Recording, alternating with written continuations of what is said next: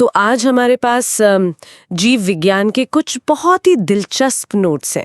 और ये कोई छोटा मोटा टॉपिक नहीं है, ये असल में पूरे प्राणी जगत का एक तरह से नक्शा है। जी, और जब हम प्राणी जगत की बात करते हैं तो हम 10 लाख से भी ज्यादा प्रजातियों की बात कर रहे हैं। 10 लाख, ये तो बहुत बड़ा नंबर है। हाँ, तो फिर इन्हें समझने के लिए वर्गीकरण जरूरी हो जाता है ना? बिल्कुल, ये सिर्फ एक लिस्ट नहीं है, ये एक कहानी है।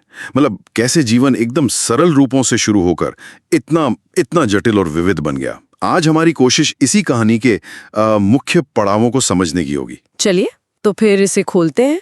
अगर हमें बिल्कुल शुरुआत से एक जानवर का डिजाइन बनाना हो तो सबसे पहले क्या सोचना होगा?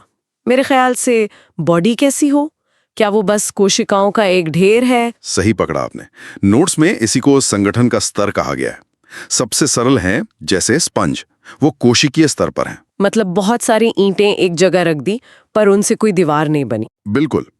फिर अगला लेवल है ऊतक स्तर, जहां एक जैसी ईंटें मिलकर एक दीवार बनाती हैं, जैसे जेलीफिश में होता है। ओके। और फिर सबसे एडवांस्ड है अंग तंत्र स्तर, जहां अलग अलग अंग मिलकर एक पूरा सिस्टम बनाते हैं, जैसे हमारा पाचन तंत्र। ये केंचुए से लेकर हम इंसानों तक सब में है। और डिजाइन की बात चली रही है तो सममिति मतलब सिमेट्री, असममिति जैसे स्पंज, उन्हें आप किसी भी तरह से बराबर नहीं काट सकते। सही। फिर अरीय यानी रेडियल जैसे स्टारफिश, वो एक केक की तरह है, जैसे आप बीट से कई तरह से बराबर काट सकते हैं। हाँ। और फिर आती है द्विपार्श्व सममिति, जैसे हम लोग या कोई केकड़ा, जिसे सिर्फ एक ही लाइन से 2 बराबर हिस्सों में बांटा जा सकता है। और ये सिर्फ ज्यामिति का सवाल नहीं है। द्विपार्श्व सममिति एक बहुत बड़ा एवोल्यूशनरी कदम था। अच्छा, वो कैसे? क्योंकि इसका मतलब था कि जीव ने एक दिशा में चलना शुरू कर दिया।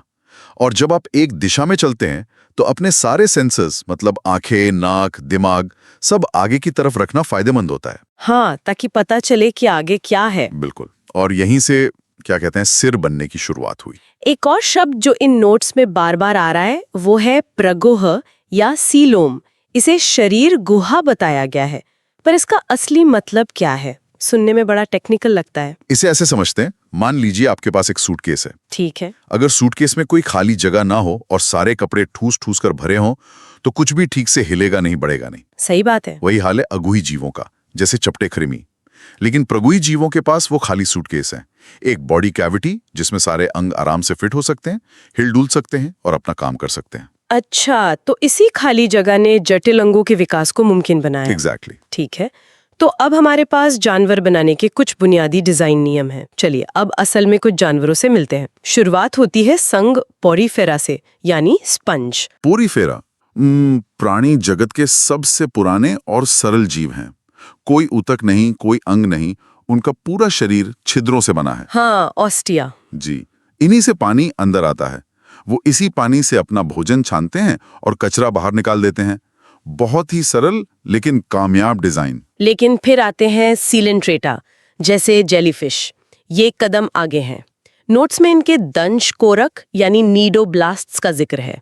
ये क्या चीज है? ये उनका, आप कह सकते हैं कि गुप्त हथियार है। हथियार? हाँ, दंश कोरक एक छोटी जहरीली स्प्रिंग से भरी सुई की तरह होते हैं। जैसे ही कोई शिकार उन्हें छूता है, ये सुई तेजी से बाहर निकलती है और अपना जहर छोड़ देती है। अरे वाह, इसी की मदद से जेलीफिश जैसी नर्म जीव भी मछली का शिकार कर पाती है। बिल्कुल। इंतजार, इन नोट्स में टीनोफोरा के आगे जीव दीप्ति लिखा है। क्या इसका वही मतलब है जो मैं सोच रही हूँ? ये जुगनुओं की तरह चमकते हैं समुद्र के अंदर? बिल्कुल। टीनोफोरा, जिन्हें समुद्री अखरोट भी कहते हैं, वो समुद्र के अंधेरे में तैरते हुए डिस्को बॉल की तरह लगते हैं। अपनी कंघी जैसी प्लेटों पर इंद्रधनुषी रोशनी बिखेरते हैं। कमाल है। अच्छा, अब आते हैं चपटे कृमि यानी प्लेटीहेल्मिन्थीज पर। ये परजीवी होते हैं, मतलब दूसरों के शरीर के अंदर रहते हैं। तो इनके लिए सबसे बड़ी चुनौती क्या होती होगी? सबसे बड़ी चुनौती है कि मेजबान के अंदर टिके कैसे रहें। तो उसके लिए इनके पास हुक और चूसक होते हैं, ताकि वो आंतों से चिपके रहे। जी। और दूसरी चुनौती, शरीर का कचरा बाहर कैसे निकालें। इसके लिए उन्होंने एक अनोखा सिस्टम बनाया जिसे ज्वाला कोशिकाएं कहते हैं। ये शरीर की पहली किडनी की तरह काम करती हैं। अच्छा, तो फिर आते हैं गोल कृमि और केंचुए। नोट्स कहते हैं कि गोलकृमि कूट गुहिक है और केचुए असली प्रगुही। तो यहाँ वो सूटकेस वाली बात फिर से आ गई। हाँ बिल्कुल, एनेलिडा यानी केचुए में पहली बार एक सच्ची प्रगुहा विकसित हुई, लेकिन उनकी असली क्रांति थी विखंडी भवन। मतलब शरीर को खंडों में बांटना, सेगमेंट्स। सही, उनका हर खंड एक छोटी मोटी फैक्ट्री जैसा है जिसमें अपने जरूरी हिस्से होते हैं। इसका फायदा यह है कि अगर एक हिस्सा खराब भी हो जाए तो बाकी काम करते रहते हैं। और इसी सेगमेंट्स वाले आइडिया को किसी ने एक बिल्कुल नए स्तर पर पहुंचा दिया। अब आते हैं अकशेरुकी के सुपरस्टार्स पर, संघ आर्थ्रोपोडा। हाँ, ये तो हैं ही सुपरस्टार। नोट्स कहते हैं कि पृथ्वी की 2/3 प्रजातियां यही हैं, मतलब हर 3 में से 2 जीव आर्थ्रोपॉड हैं। ये कैसे हुआ? इसकी 2 बड़ी वजह हैं। पहली, उनका पर्सनल आर्मर। मतलब वो बाहरी कंकाल, काइटिन वाला। बिल्कुल, वो सिर्फ सुरक्षा ही नहीं देता, बल्कि उसने उन्हें जमीन पर पानी की कमी से लड़ने वाला पहला जीव बनाया।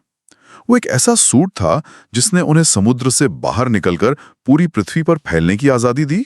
और दूसरी वजह? दूसरी वजह है कि उन्होंने केचुए के खंडों वाले आइडिया को और बेहतर बनाया। उन्होंने हर खंड पर अलग अलग तरह के औजार यानी संयुक्त उपांग लगा दिए। जैसे एक स्विस आर्मी नाइफ। क्या बात है, बिल्कुल सही उपमा है। उन्हीं पैरों से वो चले, शिकार किया, महसूस किया, यहाँ तक कि संवाद भी किया। इसी अनुकूलन ने उन्हें कीड़े, मकड़ी, केकड़े, बिच्छू जैसे अनगिनत रूपों में ढलने में मदद की। अविश्वसनीय। इसके बाद है मोलस्का, जैसे घोंघा और ऑक्टोपस। ये तो बिल्कुल अलग दिखते हैं, नरम शरीर और अक्सर एक कवच। हाँ, मोलस्का प्राणी जगत का दूसरा सबसे बड़ा संघ है। उनका बॉडी प्लान भी बहुत सफल रहा है।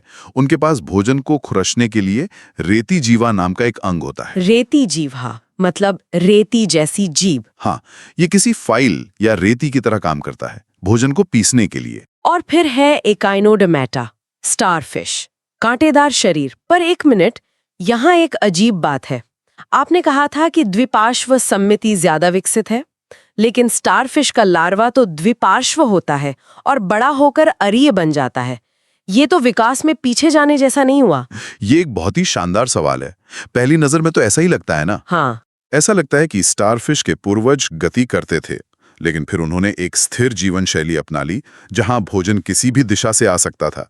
ऐसे में एक रेडियल बॉडी प्लान ज्यादा फायदेमंद हो गया।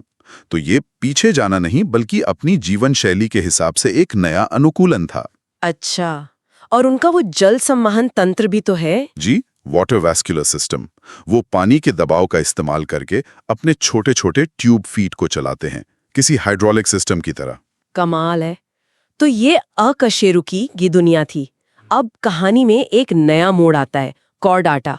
यहाँ पृष्ठरज्जु यानी नोटोकॉर्ड की बात होती है। ये क्या है? पृष्ठरज्जु एक लचीली छड़ जैसी संरचना है जो शरीर को सहारा देती है।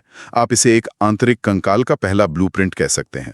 ओके। इसी ने कशेरुकी यानी वर्टिब्रेट्स के विकास का रास्ता खोला, जहां यही पृष्ठरज्जु विकसित होकर रीढ़ की हड्डी बन गई। तो सभी कॉर्डाटा की पहचान यही पृष्ठरज्जु है। पृष्ठरज्जु, एक खोखली तंत्रिका रज्जु, क्लोम छिद्र और एक पूंछ, ये 4 मुख्य पहचान है। और इसी कॉर्डेटा समूह के अंदर आते हैं कशेरुकी। चलिए मछलियों से शुरू करते हैं। नोट्स में जबड़े रहित मछलियों का जिक्र है, जैसे लैम्प्रे। हाँ, ये बहुत पुरानी मछलियां हैं। ये दूसरी मछलियों से चिपककर उनका खून चूसती हैं, लेकिन असली क्रांति तब आई जब मछलियों में जबड़े विकसित हुए। और उसके बाद आई शार्क जैसी मछलियां, कॉन्ड्रिक्थीज, जिनका कंकाल कार्टिलेज का बना होता है। जी, और इनको हमेशा तैरते रहना पड़ता है, क्योंकि अगर ये रुक गईं तो ये डूब जाएंगे, क्योंकि उनमें वो एयर ब्लैनर नहीं होता। सही पकड़ा आपने। ये एक गुब्बारे की तरह काम करता है जो मछली को पानी में एक जगह टिके रहने में मदद करता है।